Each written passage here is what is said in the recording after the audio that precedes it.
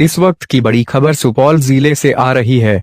मामला सुपौल जिला के त्रिवेणीगंज अनुमंडलीय मुख्यालय स्थित त्रिवेणीगंज अनुमंडलीय अस्पताल निगरानी में बनाया गया बुनियादी केंद्र को कोविड केयर सेंटर की है।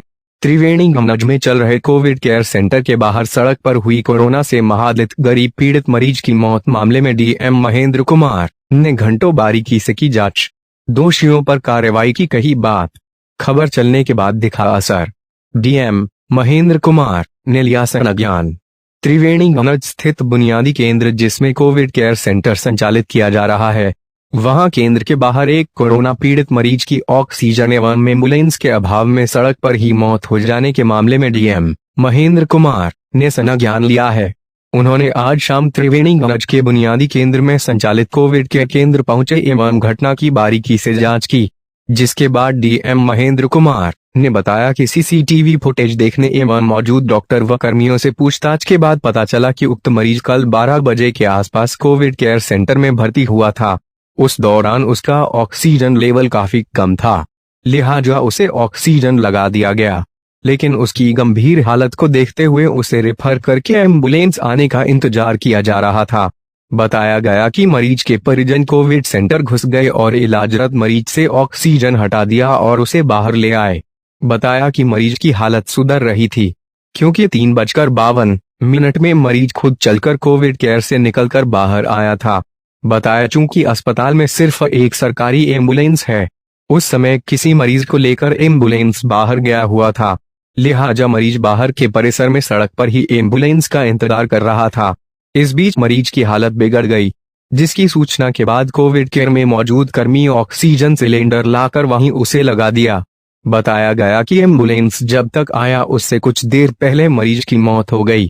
उन्होंने ये भी बताया कि मृत के परिजन जो आरोप लगाया कि ऑक्सीजन उसे मरने के बाद लगाया गया है, वो गलत है, क्योंकि जब उसे ऑक्सीजन लगाया गया था तब उसकी सांस चल रही थी। हालांकि घटना हुई है, लिहाजा जो भी इस मामले में दोषी होगा उस पर कार्रवाई की जाएगी, क्योंकि स्पष्ट निर्देश है कि कोई भी अन्य व्यक्ति कोविड केयर सेंटर के अंदर प्रवेश नहीं करेगा। तो ऐसे में मरीज के परिजन कैसे अंदर घुस गए, इसके लिए प्रतिनियुक्त मजिस्ट्रेट जिम्मेदार है। इसके अलावा इस मामले में जो भी दोषी है जांचोपरांत उनके विरुद्ध समुचित कार्रवाई की जाएगी। खैर डीएम साहब ने इस मामले की जांच कर ली है, फिलहाल दोषियों के विरुद्ध कार्रवाई करने की बात भी कही है, लेकिन इस घटना ने कई सारे सवाल खड़े कर दिए हैं। जब मरीज को रेफर किया गया तो उन्हें एम्बुलेंस मुहैया करने में इतनी देर क्यों लगी? सरकारी एम्बुलेंस नहीं थी तो प्राइवेट का भी जुगाड़ किया जाना चाहिए था। क्यों और कैसे मरीज के परिजन कोविड केयर घुसकर मरीज को जबरन बाहर निकाल लिए, इसकी सूचना उच्चाधिकारी को क्यों नहीं दी गई? फिर जब मरीज की हालत बिगड़ी तो उन्हें बाहर में ऑक्सीजन लगाने के बाद अंदर कोविड केयर सेंटर में भर्ती क्यों नहीं किया गया? बहुत सारे ऐसे सवाल है जिसका उत्तर ढूंढने की आवश्यकता है, जिसके बाद मामला साफ हो सकता है कि इसके लिए दोषी वास्तव में कौन है। जांच में शामिल Triveniganj SDM S J. Hasan, ASDM Pramod Kumar, SDPO Ganpati Thakur, SHO Sandeep Kumar Singh, ASI Vinay Kumar Singh, अन्य दर्जनों पुलिसकर्मी मौजूद थे। सुपौल जिला से बलराम कुमार की रिपोर्ट। इस मामले में क्या करें? इसमें कल जो पेशेंट आए थे 12 बजे के आसपास, 12:08 से यहाँ पे भर्ती हुए, उनका SpO2 लेवल कम था, उनको ऑक्सीजन कंसनट्रेटर दिया गया था। ऑक्सीजन कंसनट्रेटर के साथ थे कि SpO2 लेवल कम था, तो उनको तुरंत रेफ़र करने की आवश्यकता थी। जो हम लोग के पास अपना एम्बुलेंस था वो उसी समय एक और पेशेंट को रेफ़र किया गया था। यहाँ 24/7 एक एम्बुलेंस रखने का डायरेक्शन है। वो एम्बुलेंस ऑलरेडी सुपौल गया हुआ था एक पेशेंट को लेके।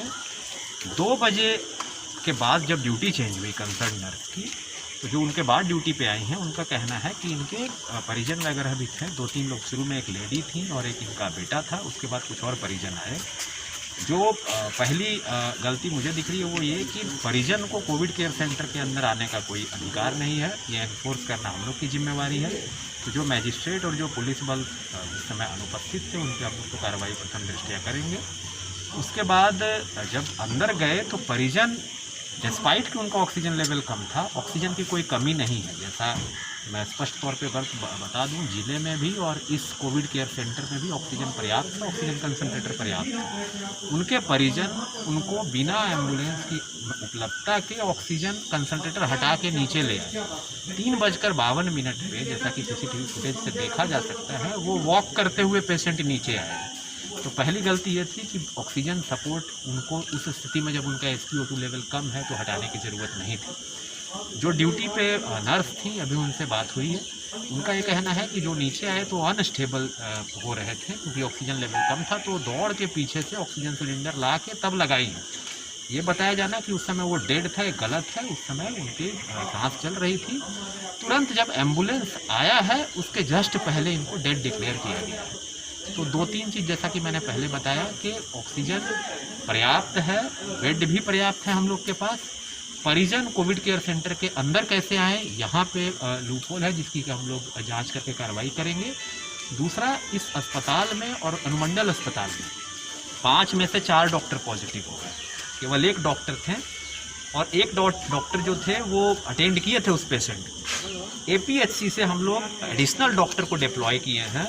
हम लोग ये चाह रहे हैं कोविड केयर सेंटर में 24/7 डॉक्टर यहाँ पे उपस्थित रहे, नर्स उपस्थित रहे रोस्टर के अनुसार, और कोई भी पेशेंट, वो कितने भी सीरियस हों, काफ़ी सीरियस पेशेंट को सदर हॉस्पिटल में ठीक ढंग से इलाज करके भेजा गया है।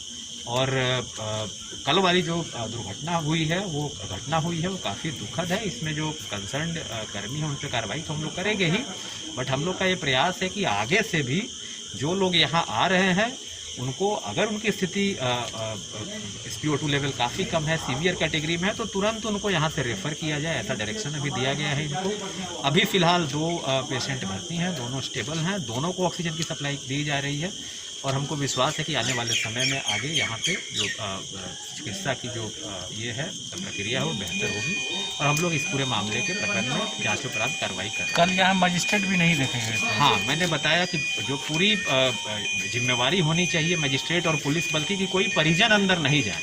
नहीं तो परिजन के अंदर जाने से जो हमारे मेडिकल कर्मी हैं, चाहे वो नर्स हों चाहे वो डॉक्टर हों, वो बेसिकली एक तो उनको काम करने में बाधा उत्पन्न होती है और प्लस वो ये भयभीत महसूस होती है। तो इसी लिए आवश्यक है कि वहाँ पे अंदर किन्हीं का प्रवेश नहीं हो।